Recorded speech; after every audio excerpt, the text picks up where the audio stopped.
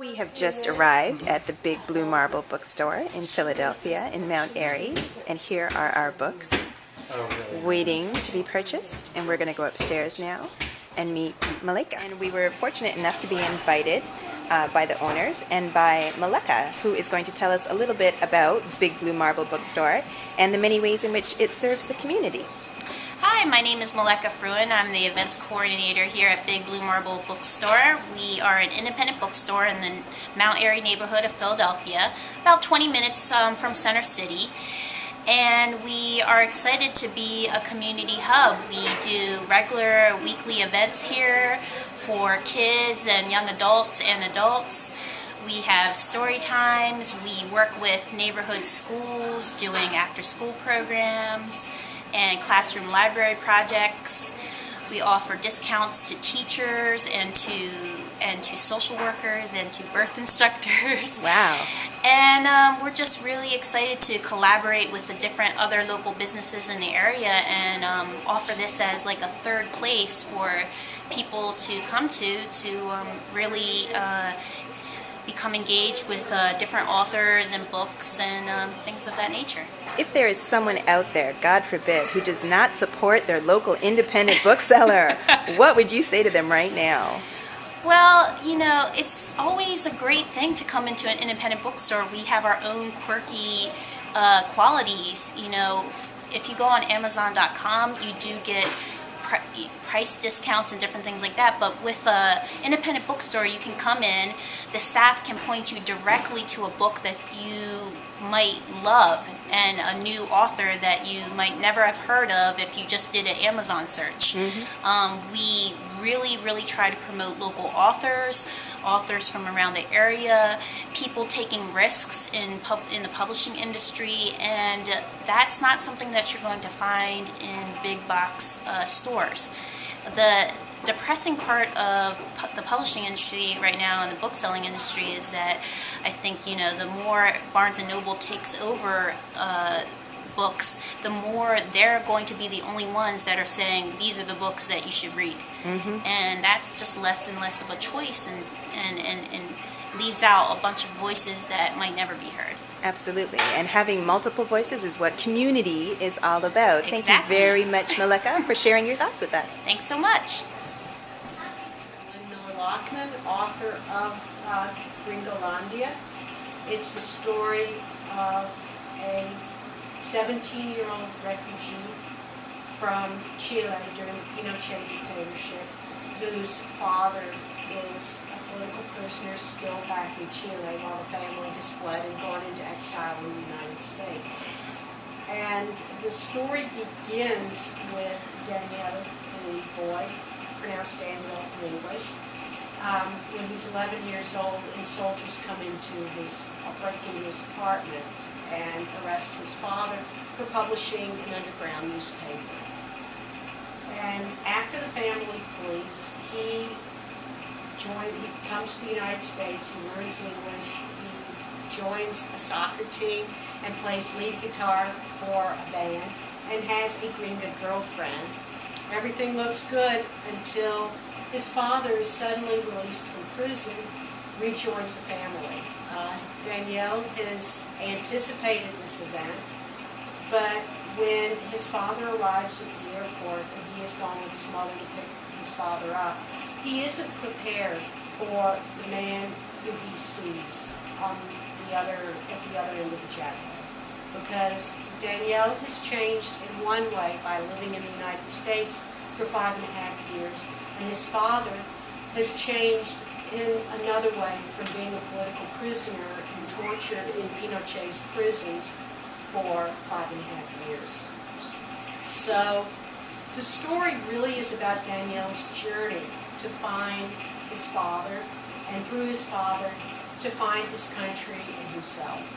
And the section I'll read is at the point where he sees his father for the first time in the airport, and it becomes clear what the obstacles are that Danielle will have to face to reach his father and become reconciled to his father.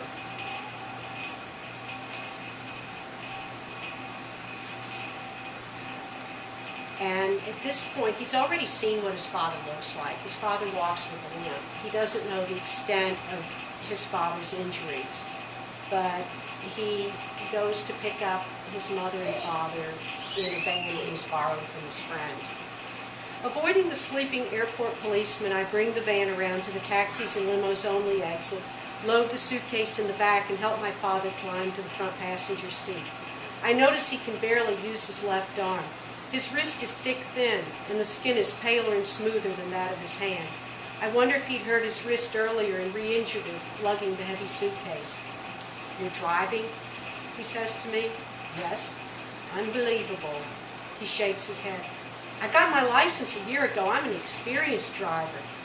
And last time I saw you, your feet didn't reach the pedals. Remember you tried to drive the taxi to your friend's house and ended up in a ditch?" Embarrassing memory. I was really dumb once. "Nice van, you two. Is it yours?" I answer, "No, it's my friend Willie's. We're in this band together called Fire Zone, and he lets me use it sometimes." Papa sits up straight. "A band? What kind of band?" "Rock mainly, and reggae. I play lead guitar and Willie's the drummer. Another guy, Trevor, is the lead vocalist and his brother Paul is on bass. Just talking about the band makes me excited. I want to tell him everything. I want him to come hear me perform. We play in a teen club called The Jam every Friday night." I jerk the van out of the parking space, almost popping the clutch. "So, you're a rock and roller now that you're in Gringolandia."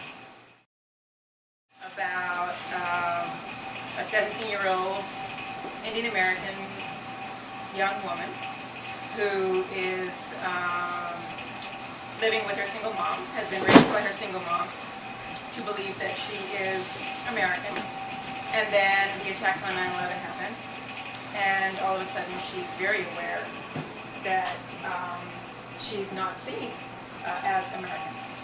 So what happens is, after the attacks, her mother's brother comes back into their lives, wanting to reconcile the family, because her mother has been estranged from her parents for many years. From India. Everyone's here Oh. in New Jersey. So the grandparents are in New Jersey, and she and her mom grew up. Well, she's grown up in New Jersey. Yeah, her grandparents live 90 minutes away, but they've had no contact with the mom.